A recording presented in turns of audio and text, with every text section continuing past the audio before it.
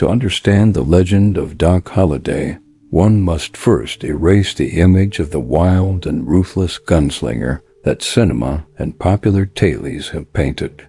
Before the scent of gunpowder became his constant perfume, John Henry Holliday was the antithesis. Of the Old West, born into an aristocratic Georgia family, he was a man of refined education, versed in Latin, history, and mathematics, and above all, a skilled dentist who graduated with honors from the Pennsylvania College of Dental Surgery. His life was destined for polished offices and Southern high society, not dusty saloons and duels under the merciless frontier sun.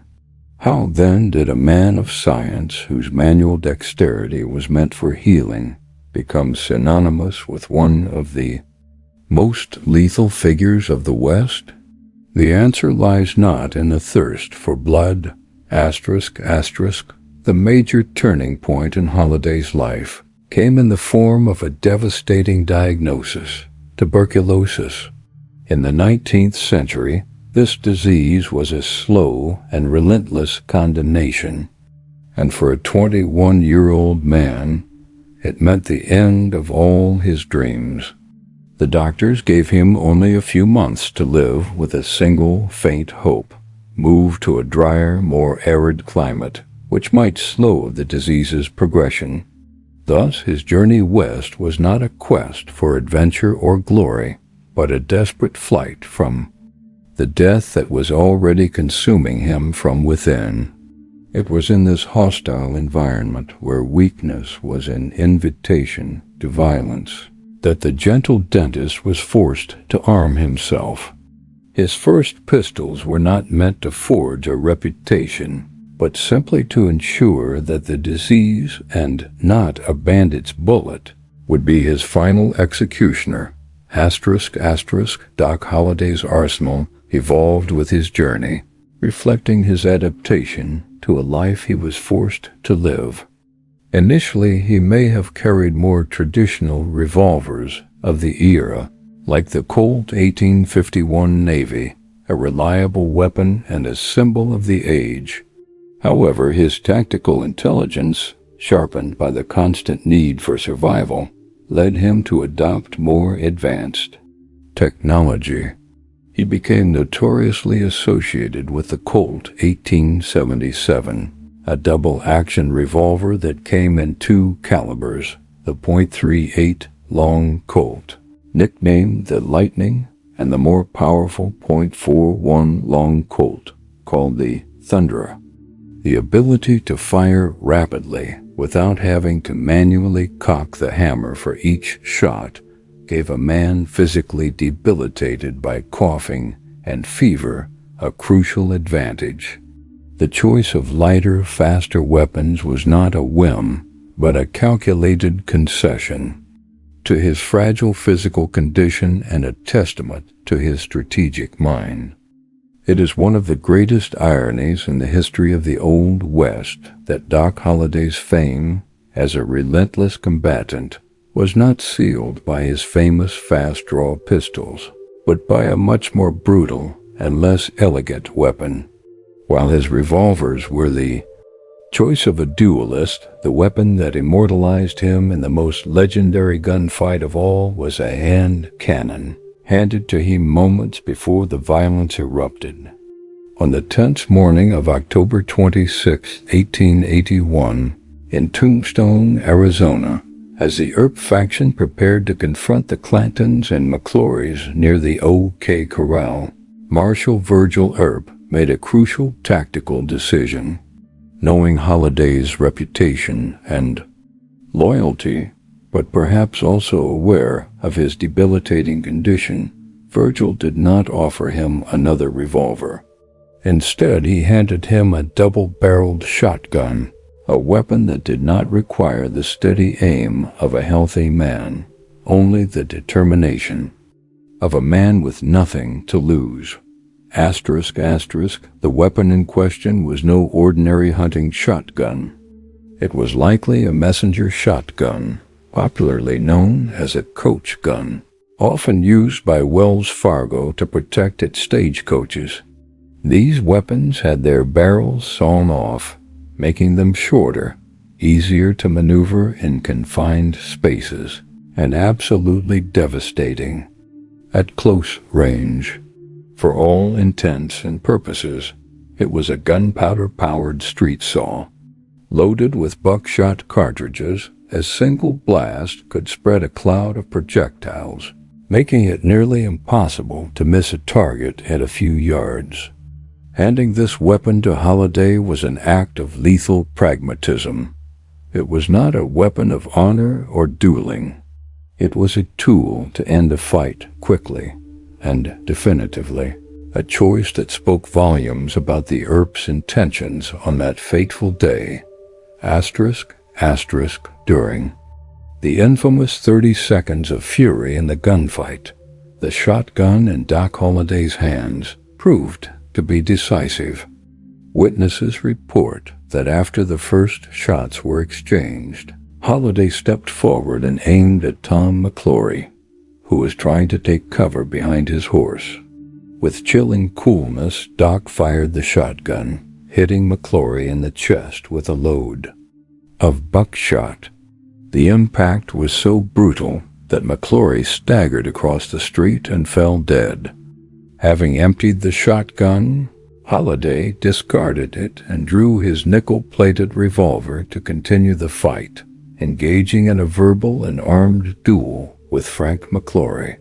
The shotgun blast, however, was one of the most crucial moments of the confrontation, instantly eliminating an opponent and turning the tide in favor of his faction. Contrary to cinematic dramatizations that depict long choreographed duels, the reality of the confrontation near the OK Corral was an explosion of sudden, chaotic, and terrifyingly brief violence.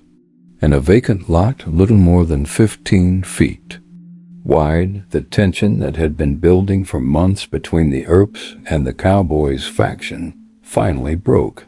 For about 30 seconds, that small patch of land in Tombstone turned into an inferno of gunpowder, smoke, screams, and revolver shots.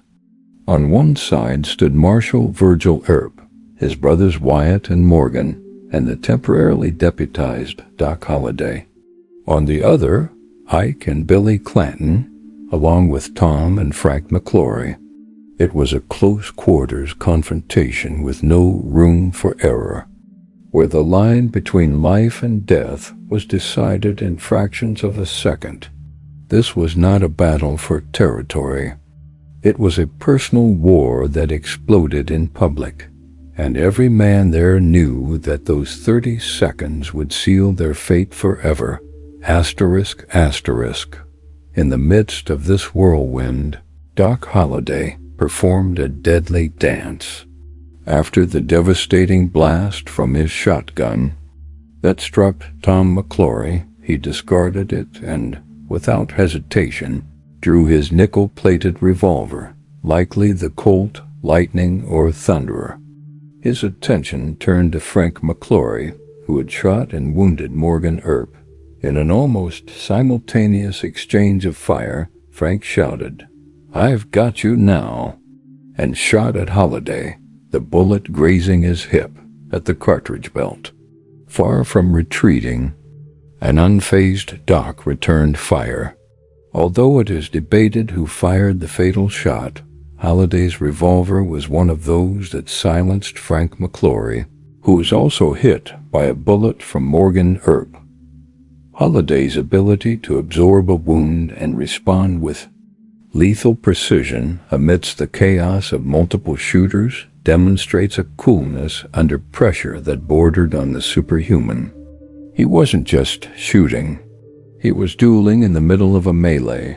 When the smoke cleared, the result was brutal. Tom and Frank McClory, as well as Billy Clanton, lay dead or dying. Virgil and Morgan Earp were seriously wounded, and Doc Holliday had a superficial injury. Ike Clanton, who claimed to be unarmed, had fled at the beginning of the fight, abandoning his brother and friends. The silence that followed the gunshots was quickly filled with accusations. The Cowboys faction and their sympathizers in Tombstone immediately cried murder, accusing the Earps and Holliday of executing men who were trying to surrender. On the other hand, Wyatt Earp and his allies maintained they had acted in self-defense, firing only after the Cowboys drew their weapons. The 30-second gunfight initiated weeks of investigations and a court hearing, known as the Spicer hearing, which would scrutinize every second of the confrontation to determine if it was an act of law enforcement or a cold-blooded massacre. Far from the dust and chaos of Tombstone, the final chapter of Doc Holliday's life unfolded in a melancholic silence. His last days were not spent in a saloon with a revolver in hand, but in a room at the Hotel Glenwood in Colorado, which served as a sanatorium. Tuberculosis, the enemy that had pursued him throughout his adult life, had finally cornered him. The man who had survived countless gunfights and ambushes was now helpless against the enemy within his own lungs. On November 8, 1887, John Henry Holliday died. But even in his death, a new mystery arose. Among the few belongings left behind by the legendary gunslinger, there was supposedly a small pistol, a weapon that spoke not of open battles, but of kept secrets and hidden dangers. ****. The weapon in question was a Remington 1866 Derringer. This was not the revolver of a soldier or a lawman, but rather the gun of a gambler. Small, elegant, and with 2 over and under barrels, the Derringer was the queen of concealable firearms. It could be easily hidden in a vest pocket, a coat, sleeve, or a boot, making it the ideal companion for the poker table, where an accusation of cheating could erupt into violence in the blink of an eye. For a man like Doc, whose life revolved around gambling almost as much as his illness, owning a Derringer would make perfect sense. It represented the other side of his armed existence, not that of open confrontation, but of sudden and treacherous self-defense, the last resort when the cards and luck turned against him. ***. The provenance of this small pistol is one of the greatest enigmas surrounding Holliday's legacy, and one of the most fascinating theories connects it to the equally volatile figure in his life, Mary Catherine Hironi, better known as Big Nose Kate. Their relationship was a storm of passion, violent quarrels, and reconciliations. Kate was one of the few people who knew the man behind the myth, the vulnerable John Henry. It is plausible and certainly romantic to imagine that she gave him the Derringer as a gift, a small, intimate weapon, a talisman to protect him in moments when she could not. Although there is no definitive proof, the idea that his last gun was a gift from his great and tumultuous love adds a layer of personal drama and tragedy to the story, suggesting that even at the end he carried a symbol of the only loyalty that rivaled the one he had for Wyatt Earp. Doc Holliday's pistols did not serve a single master. They were neither exclusively the weapons of an outlaw nor the tools of a lawman. Instead, they operated in the vast and dangerous gray territory that defined the very nature of justice on the American frontier. In the Old West, the line between a man who enforced the law and one who broke it was often thin, porous, and sometimes entirely imaginary. Survival and honor were governed by personal codes, and loyalty to a friend could easily supersede loyalty to a legal statute. Doc Holliday lived and died in this world of fluid morality, and his weapons were a perfect reflection of it. Instruments of a man whose moral compass pointed not to written law, but to his own strict code of conduct and survival. There were clear moments when Holliday's guns served the cause of order. The most famous, of course, was the gunfight near the OK Corral, where he was formally deputized by the Tombstone Marshal, his friend Wyatt Earp. In those 30 seconds, every shot from his shotgun and his revolver was, technically, fired. Under the authority of the law, aimed at confronting a group of men violating a town ordinance against carrying firearms.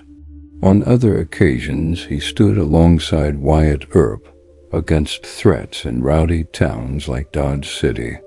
In these instances, his pistols were an extension of Earp's authority, used to intimidate and, if necessary, subdue those who threatened the fragile peace. For the Earps, Doc's presence, with his lethal reputation and unquestionable loyalty, was a form of reinforcement worth more than a squad of ordinary deputies. However, for every act in the name of the law, there was another that placed him firmly outside of it. The most glaring example was the infamous Vendetta Ride.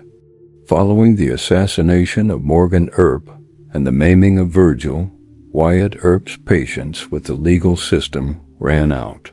He, Holliday, and a small posse embarked on a manhunt, acting as judge, jury, and executioner. They hunted down and killed the men they believed responsible, including Frank Stillwell and Florentino Indian Charlie Cruz. During this campaign, Holliday's pistols were no longer instruments of the law. They were weapons of pure vengeance and extra-legal retribution. He and Wyatt became fugitives, with arrest warrants issued against them. It was a period that unequivocally demonstrated that Doc's loyalty was to his friend, not to a system he believed had failed. Once the dust had settled and Doc Holliday's pistols had fallen silent forever, their true power began to emerge. It was no longer the power to fire a bullet, but the power to forge a legend. After his death, the story of John Henry Holliday was torn from the pages of history and handed over to the storytellers. Sensationalist newspapers, romanticized biographies, and the popular dime novels took the complex figure of the dentist gunslinger and transformed him into an archetype. His weapons, the Colt and the Derringer, ceased to be mere objects of metal and wood and became mythical artifacts. Every exaggerated account of his speed, every flowery description of his coolness, added a new layer of varnish to the legend, gradually obscuring the real, sick, and often desperate man who existed beneath. No medium was more powerful in cementing this mythology than cinema. Hollywood, with its ability to create iconic realities, embraced Doc Holliday as one of its favorite Old West characters. Actors like Victor Mature and Kirk Douglas brought their own charismatic interpretations to the role, each adding a touch of glamour and tragic heroism to his persona. However, it was Val Kilmer's performance in the 1993 film Tombstone that became definitive for an entire generation. Kilmer did not just play Holliday. He embodied him with a mesmerizing blend of Southern elegance, biting wit, and casual lethality.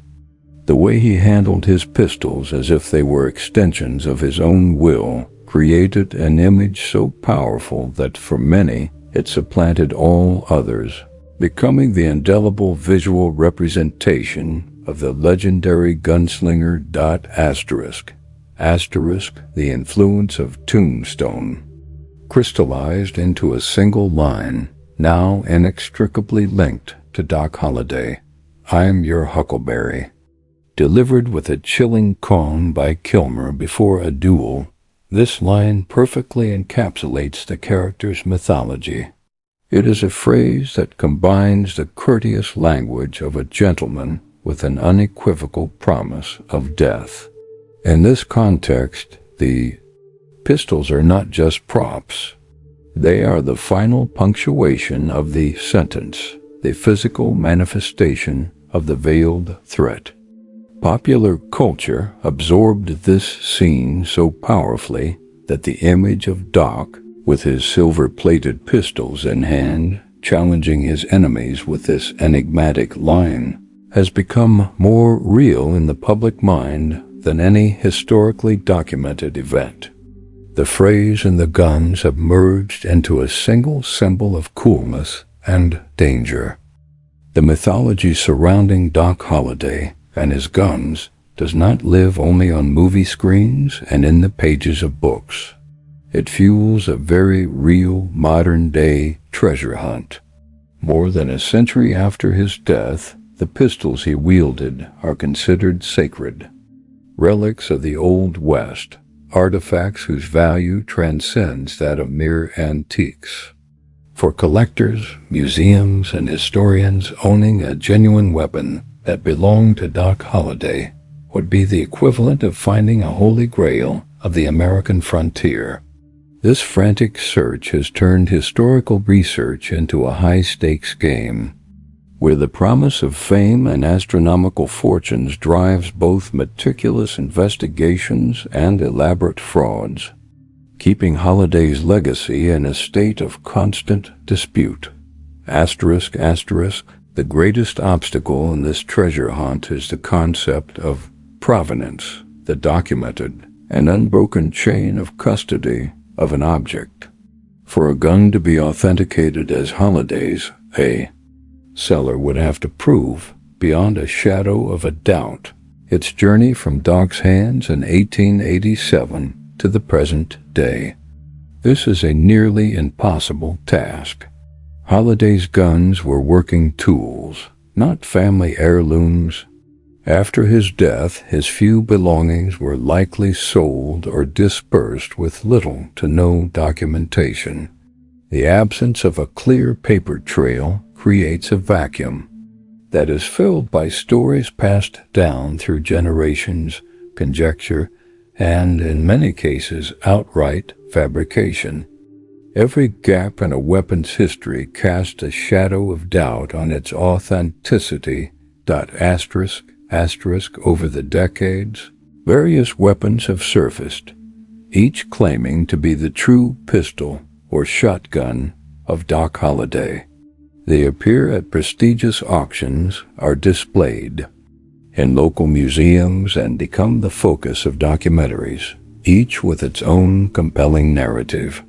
Firearms experts and historians dive into forensic analysis, examining serial numbers, wear patterns, and custom modifications, trying to find a match with the few known facts about Doc's weapons.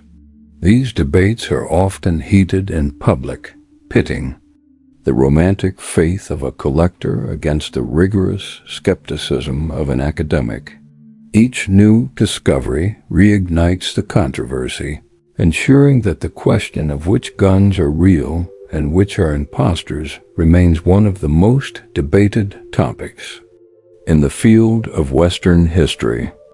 In the end, the adversary that finally defeated Doc Holliday did not arrive on horseback, nor did it carry a revolver.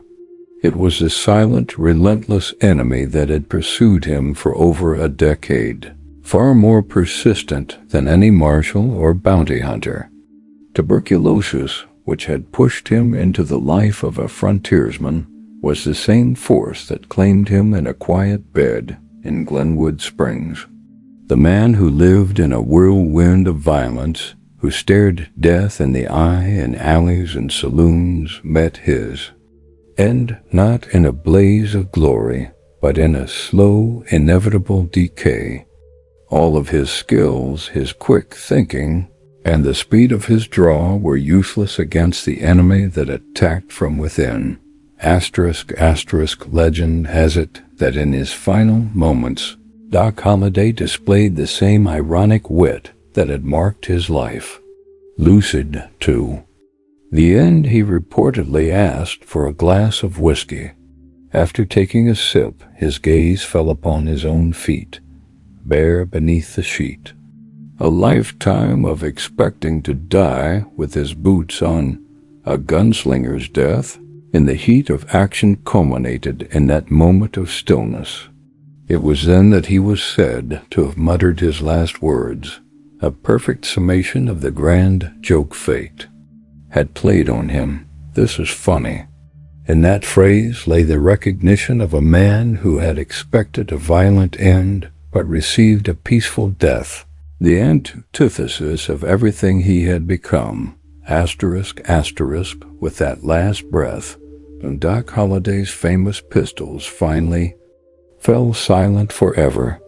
The weapons that had been his constant companions, his protectors, and the source of his infamy, suddenly became irrelevant. Their purpose to keep him alive against all odds so he could fight another day was now exhausted. The silence that followed was not just the absence of sound, but the end of a personal war. It was the vacuum left by the departure of a man whose life was defined by the roar of gunpowder and the tension of imminent danger. And it was in this silence that legend, free from the man of flesh and blood, could finally blossom in its fullness.